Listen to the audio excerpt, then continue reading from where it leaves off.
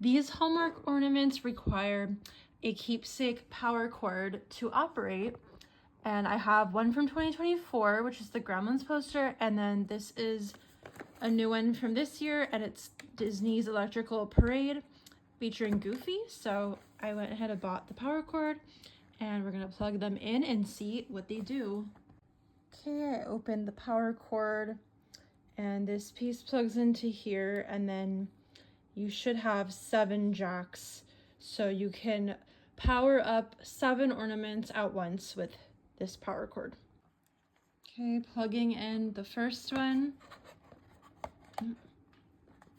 Ooh, I think this one just lights up. I don't believe it plays any music. Oh, look, the lights change.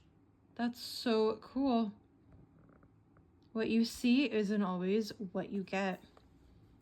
Who else is a Gremlins fan, and which one is your favorite? I love Gizmo the most. Okay, plugging in the electrical parade float now.